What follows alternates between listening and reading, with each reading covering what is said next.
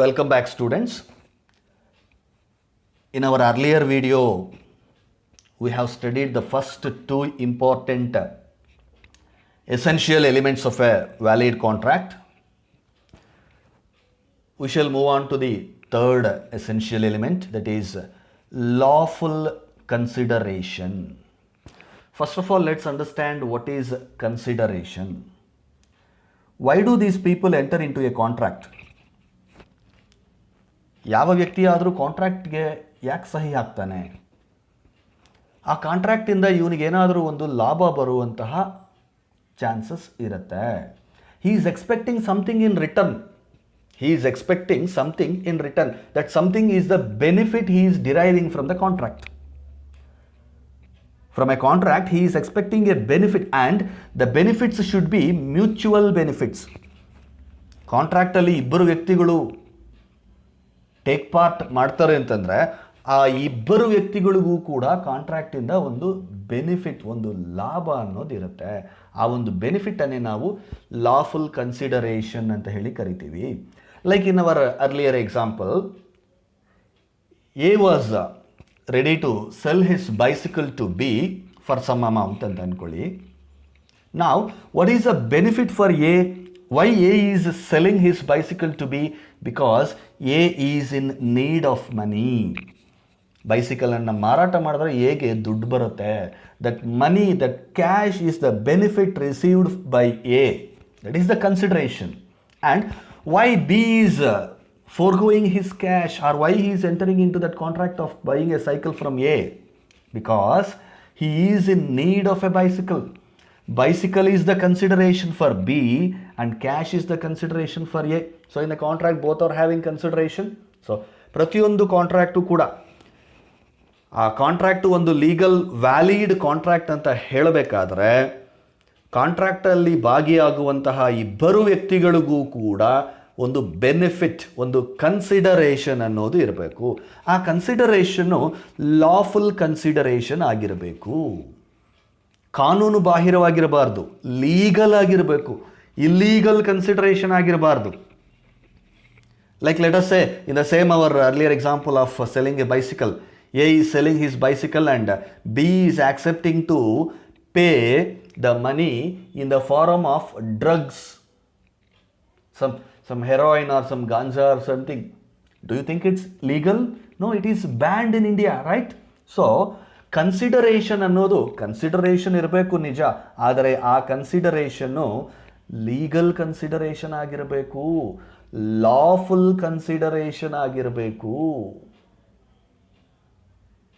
ಕಾನೂನು ಬಾಹಿರವಾದಂತಹ ಒಂದು consideration ಆಗಿರಬಾರ್ದು. That's why the word lawful consideration, and that consideration may be in cash or kind or act.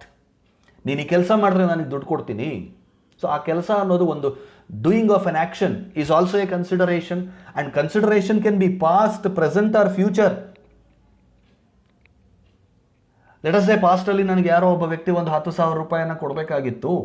ಅದನ್ನು cash ರೂಪದಲ್ಲಿ ನಾನು ತಗೊಳ್ಳೋದಕ್ಕಿಂತ I enter in to a contract with him that suppose if he is a painter, I'll ask him to paint my house for the money which he is supposed to give to me. So that is also a valid consideration. So consideration can be either past or present or future. It may be in the form of cash, kind or act. Only thing is, it should not be unlawful, and it should not be immoral, and it should not be against the public policy. So ಪ್ರತಿಯೊಂದು ಕಾಂಟ್ರಾಕ್ಟ್ಗೂ ಕೂಡ ಇಬ್ಬರಿಗೂ mutual consideration ಅನ್ನೋದಿರಬೇಕು. ಆ mutual ಕನ್ಸಿಡರೇಷನ್ನು lawful consideration ಆಗಿರಬೇಕು. ನಾವು let's proceed to the fourth essential element of a valid contract, competency of the parties. You can also call it as capacity of the parties. ನಾವು contract ಅಂತ ಹೇಳ್ತಾ ಇದ್ದೀವಲ್ಲ, ಯಾರು ಮಾಡ್ಕೋಬೋದು ಈ ಕಾಂಟ್ರಾಕ್ಟನ್ನು? Who are all the eligible people to enter into a contract? Can I enter into a contract? Or small children can enter into a contract, or old people? Yaru, is there any restrictions? Is there any age limits, or is there any qualification limits? How? ಅದನ್ನೇ ನಾವು capacity to contract ಅಂತ ಹೇಳ್ತೀವಿ. Indian Contract Act 1872 is very clear that anyone can freely enter into a contractual obligations except the following people ಅಂತಾನೆ. ಯಾರನ್ನೂ ಕೂಡ special ಆಗಿ ಇಂತಿಂಥವರು contract ಮಾಡ್ಬೋದು ಅಂತ ಹೇಳಿಲ್ಲ, ಎಲ್ಲರೂ ಕಾಂಟ್ರಾಕ್ಟನ್ನು ಮಾಡ್ಕೋಬೋದು ಅಂತ ಹೇಳ್ತಾರೆ. ಎಕ್ಸೆಪ್ಟ್ ಫ್ಯೂ ಪೀಪಲ್, ಈ ಕೆಲವರನ್ನು ಬಿಟ್ಟು ಉಳಿದವರೆಲ್ಲರೂ ಕಾಂಟ್ರಾಕ್ಟಲ್ಲಿ ಭಾಗಿಯಾಗ್ಬೋದು ಅಂತ ಹೇಳ್ತಾರೆ. ಸೊ ಯಾರ್ಯಾರು ಕಾಂಟ್ರಾಕ್ಟ್ ಮಾಡ್ಕೊಳ್ಳೋದಕ್ಕೆ ಆಗೋದಿಲ್ಲ? Who are all those people those who are not eligible to enter in to a contract ಅನ್ನೋದನ್ನು ನೋಡಿದಾಗ, number 1, minor. Minor in our country is not eligible to enter into a contract. Who is a minor? Minor is a person who is under the age of 18 years. ಯಾವೊಬ್ಬ ವ್ಯಕ್ತಿಗೆ 18 ವರ್ಷ ವಯಸ್ಸು ತುಂಬಿರೋದಿಲ್ವೋ ಅಂತಹ ವ್ಯಕ್ತಿ, ಅಂತಹ ಒಂದು ಮಕ್ಕಳು, 18 ವರ್ಷಕ್ಕಿಂತ ಕಡಿಮೆ ವಯಸ್ಸುಳ್ಳಂತಹ ಮಕ್ಕಳು ಕಾಂಟ್ರಾಕ್ಟ್ನಲ್ಲಿ ಭಾಗಿಯಾಗೋದಕ್ಕೆ ಈ ದೇಶದಲ್ಲಿ ಅನುಮತಿ ಇಲ್ಲ. Because they cannot they are not very well matured to enter into business obligations. They can be cheated by people. So ಅವರ ಒಂದು ಚೈಲ್ಡ್ ಪ್ರೊಟೆಕ್ಷನ್ ರೈಟ್ಸಿನ ಅಡಿಯಲ್ಲಿ ಮೈನರ್ಸನ್ನು ಪ್ರೊಟೆಕ್ಷನ್ ಮಾಡಬೇಕು ಅನ್ನೋ ಒಂದು ಕಾಯ್ದೆಯ ಒಂದು ಕೆಳಗಡೆ they have been barred from entering into contractual obligation. So ಯಾರ್ಯಾರಿಗೆಲ್ಲ 18 ಇಯರ್ಸ್ಗಿಂತ ಕಡಿಮೆ ವಯಸ್ಸಿರುತ್ತೋ ಅವರು ಕಾಂಟ್ರಾಕ್ಟನ್ನು ಮಾಡ್ಕೊಳ್ಳೋದಕ್ಕೆ ಆಗೋದಿಲ್ಲ. ಸಪೋಸ್ ಅಂಥವ್ರು ಕಾಂಟ್ರಾಕ್ಟನ್ನು ಮಾಡಿಕೊಂಡ್ರೆ ಏನಾಗುತ್ತೆ? There is A case, Mohar Bibi versus Dharmadas Ghosh happened in the year 1903. Mohar Bibi versus Dharmadas Ghosh. ಈ ಧರ್ಮದಾಸ್ ಘೋಷ್ ಅನ್ನೋನು ಏನು ಮಾಡ್ತಾನೆ, ಮೊಹರ್ ಬಿಬಿ ಹತ್ರ ಒಂದು ಸಾಲವನ್ನು ಮಾಡ್ತಾನೆ. He will take a loan from Mohori Bibi and after the maturity of the time he fails to pay the loan to Mohar Bibi. ಲೋನನ್ನು ವಾಪಸ್ ಕೊಡು ಅಂತ ಕೇಳಿದಾಗ ಅವನು ಹೇಳ್ತಾನೆ, ನಮ್ಮ ನಡುವೆ ಆಗಿರುವಂತಹ ಒಂದು ಕಾಂಟ್ರಾಕ್ಟು ವ್ಯಾಲಿಡ್ ಕಾಂಟ್ರಾಕ್ಟ್ ಅಲ್ಲ, ಯಾಕೆಂದರೆ ನನಗೆ 18 ಇಯರ್ಸ್ ಆಗಿಲ್ಲ. So he was a small boy. So ಕೋರ್ಟ್ಗೆ ಹೋದಾಗ ಏನಾಗುತ್ತೆ ಜಡ್ಜ್ಮೆಂಟು, ಕೋರ್ಟ್ ಏನು ಹೇಳ್ತಾರೆ, this is not a valid contract. So ತಪ್ಪು ಯಾರ್ದು? Before entering into a contract, the parties should make sure that both the parties who are entering into contract are above the legal age limit of 18 years. Contract ಮಾಡಿಕೊಳ್ಳುವಂತಹ ಒಂದು ಸಮಯದಲ್ಲೇನೆ ಅವರು ಏಜನ್ನು ನೋಡ್ಕೊಳ್ಬೇಕಾಗತ್ತೆ. ಚಿಕ್ಕ ಮಕ್ಕಳ ಜೊತೆ ಕಾಂಟ್ರಾಕ್ಟನ್ನು ಮಾಡಿಬಿಟ್ಟು ಆಮೇಲೆ ನಮಗೆ ನಷ್ಟ ಆಯಿತು ಅಂತ ಹೇಳಿದ್ರೆ ಏನೂ ಮಾಡೋಕ್ಕಾಗೋದಿಲ್ಲ. Therefore, you should remember this case of Mohari Bibi versus Dharmadas Ghosh when you are writing the point of capacity to contract. Minors are not allowed to enter into contracts as per Indian Contract Act. So minors ಆಯ್ತಪ್ಪ. Minors ಬಿಟ್ಟು ಇನ್ನೂ ಯಾರೆಲ್ಲ ಕಾಂಟ್ರಾಕ್ಟಲ್ಲಿ entry ಆಗೋದಕ್ಕೆ ಸಾಧ್ಯ ಇಲ್ಲ ಅಂತ ನೋಡಿದ್ರೆ, number 2, unsound minded people, insane people, mental maturity ಇಲ್ಲದೆ ಇರುವಂತಹ ಮೆಂಟಲ್ ಹಾಸ್ಪಿಟಲ್ ಪೇಷಂಟ್ಸ್ ಯಾರಿರ್ತಾರೆ, ಅವರಿಗೆ ಸರಿಯಾದಂತಹ ಒಂದು ಮನಸ್ಥಿತಿ ಯಾರಿಗೆ ಇರೋದಿಲ್ಲ, ಇನ್ಸೇನ್ ಪೀಪಲ್, ಹುಚ್ಚರು ಅಂತ ನಾವು ಏನು ಕರಿತೀವಿ, unsound minded people, they cannot enter in to a contract. And ಮೂರನೇದು, persons disqualified by law to which they are subject. ಕಾನೂನು ಕೆಲವರನ್ನು ಕಾಂಟ್ರಾಕ್ಟ್ ಮಾಡ್ಕೊಳ್ಬಾರ್ದು ಅಂತ ಹೇಳಿ ರಿಸ್ಟ್ರಿಕ್ಟ್ ಮಾಡಿರತ್ತೆ. ಯಾರಂತವರು? ಪೀಪಲ್ ಆಫ್ ಎನಿಮಿ ಕಂಟ್ರೀಸ್, ನಮ್ಮ ಶತ್ರು ದೇಶಗಳಿಂದ ಬಂದಿರತಕ್ಕಂತಹ ವ್ಯಕ್ತಿಗಳ ಜೊತೆ ನಾವು ಕಾಂಟ್ರಾಕ್ಟನ್ನು ಮಾಡ್ಕೊಳ್ಳೋದಕ್ಕೆ ಸಾಧ್ಯ ಇಲ್ಲ.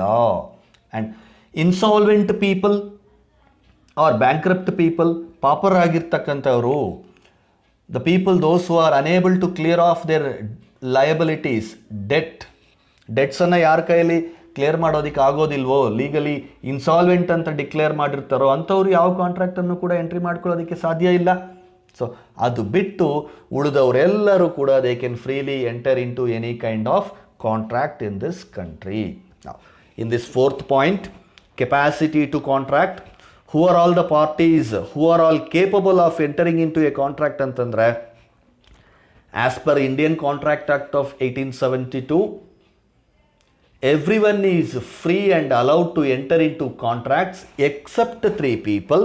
ಯಾರ್ಯಾರಪ್ಪ 3 people ಅಂದರೆ, number 1, minors who are below the age of 18 years. Number 2, unsound minded people.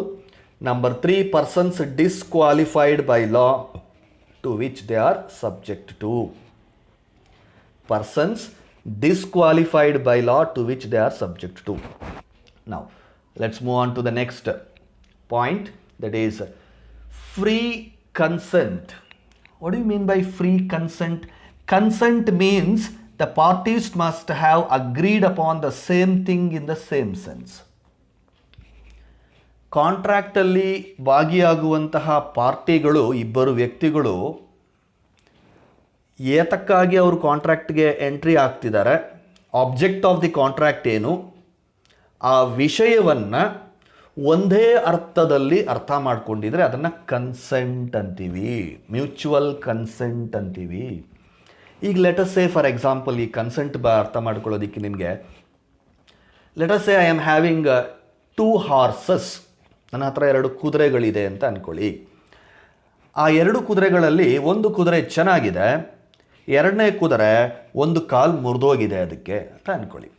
So ನಾನೇನು ಮಾಡ್ತೀನಿ, I am thinking of selling one of my horse. ನನ್ನ 2 ಕುದುರೆಗಳಲ್ಲಿ ಒಂದನ್ನು ನಾನು ಮಾರಾಟ ಮಾಡ್ಕೊಂಡ್ಬಿಡ್ಬೇಕು, ಮಾರ್ಬಿಡೋಣ ಯಾರಿಗಾರು ಅಂತ ಅಂದ್ಕೊಳ್ತೀನಿ.